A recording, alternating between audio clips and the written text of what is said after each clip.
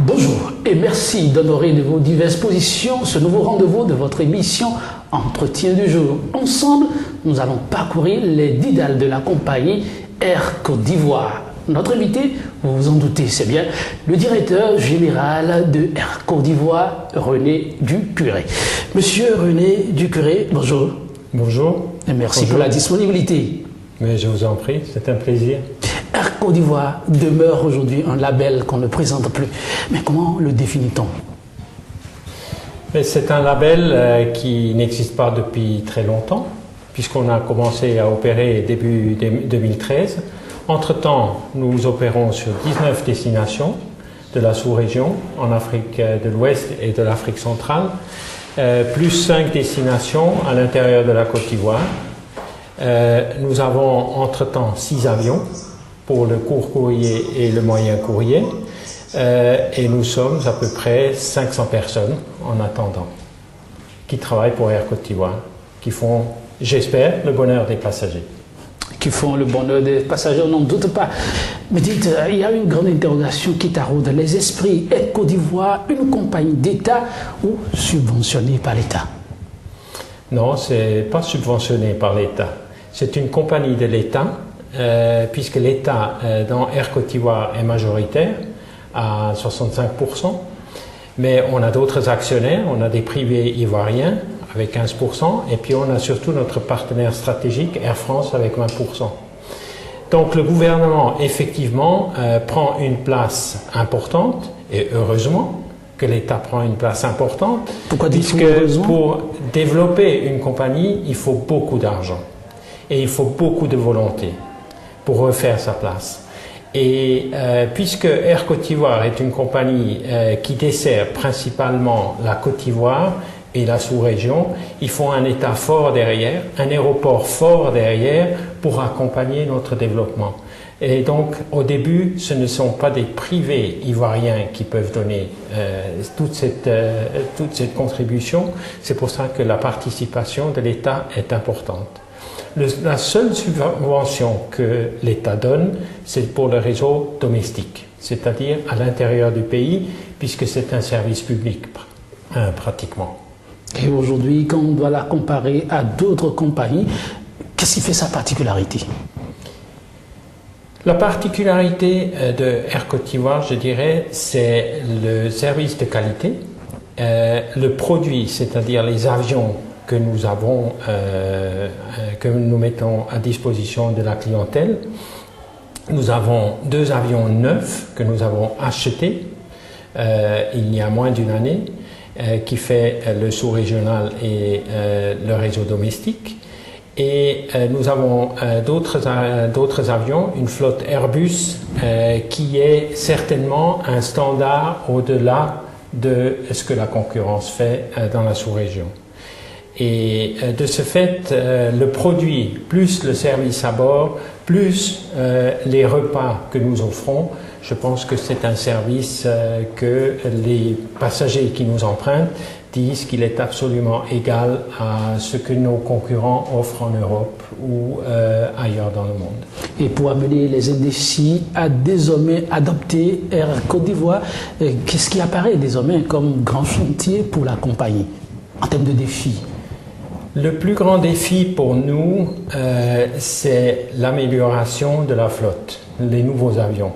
Parce que dès que vous allez chez un constructeur et puis vous dites vous aimeriez acheter un avion, on vous dit présentez-nous les 3 derniers bilans. Mais nous, on n'a pas encore les 3 derniers bilans. Donc là aussi, on a besoin du support du gouvernement avec la garantie de l'État pour pouvoir garantir notre évolution et notre progression. Et je pense que c'est ça le plus grand défi, d'acheter de nouveaux avions, puisque jusqu'à maintenant sur le continent, c'est surtout des avions usagés qui étaient utilisés. Et nous aimerions rompre avec cette tradition et mettre des avions neufs à disposition de nos clients. Vous parliez tantôt du rapport avec l'État. Comment sont ces rapports aujourd'hui? Toujours beau fixe? Ils sont, je dirais, ils sont au beau fixe parce que je pense que l'État a réalisé aussi que Air Côte d'Ivoire est un instrument de développement. est un instrument de développement pour le pays, pour donner une visibilité au pays.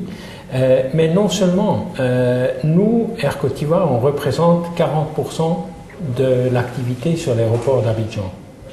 Alors, même pour l'aéroport, pour la société d'assistance au sol, nous sommes une compagnie extrêmement importante, un partenaire important. Donc, ce n'est pas seulement Air Côte d'Ivoire, c'est pour le pays en soi. Et le pays, je pense, le gouvernement, avec nos prestations que nous offrons, je pense qu'il est avec nous, il nous supporte et puis il nous donne les moyens pour poursuivre sur notre route. Donc aujourd'hui, je dirais, oui, c'est au beau fixe.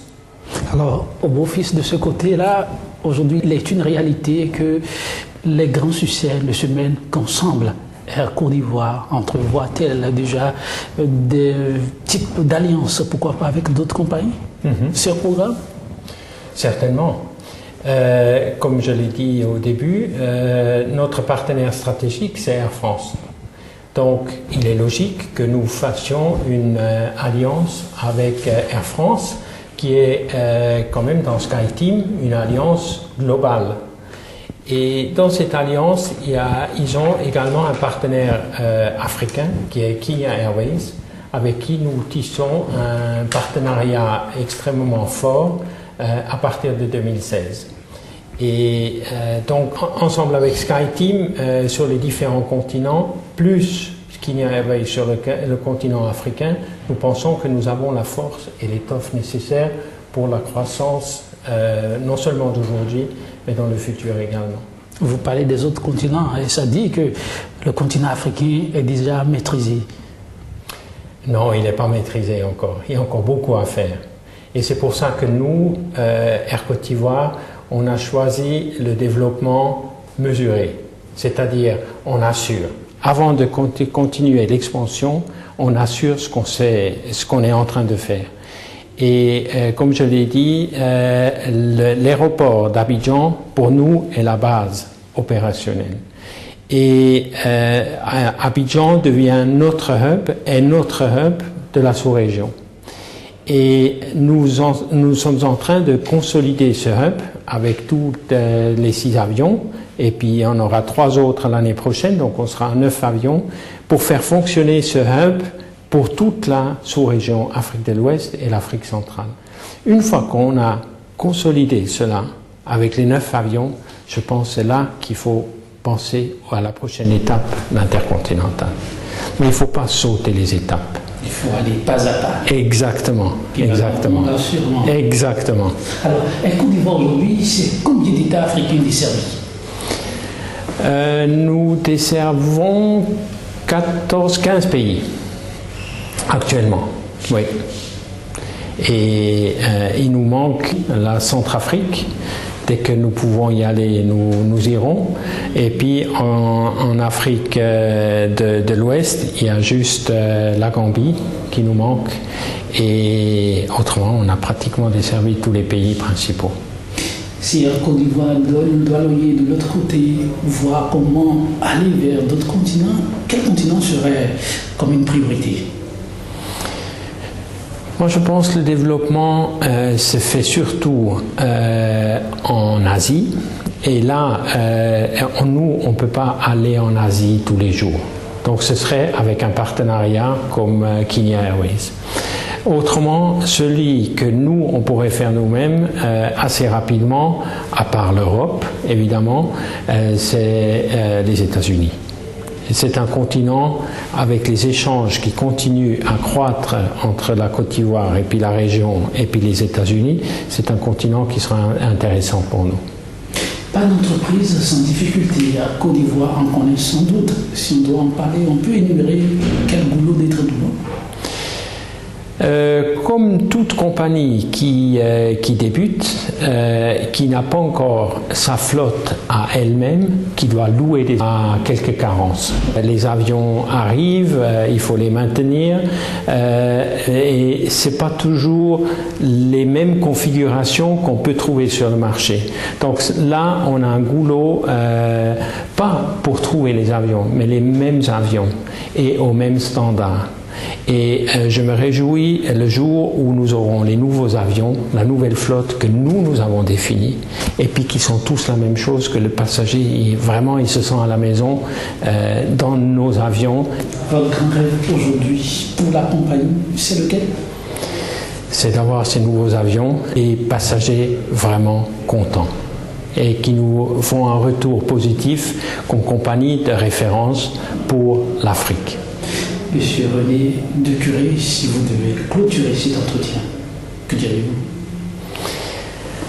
Que dans 5 ans, nous avons toujours nos 9 avions, 9, et quelques avions long courrier pour satisfaire tous les besoins des passagers ivoiriens et de la sous-région. Et que nous sommes reconnus comme une compagnie africaine de référence, comme on pourrait nommer des compagnies européennes ou américaines. Monsieur René Decuré, merci. Merci à vous.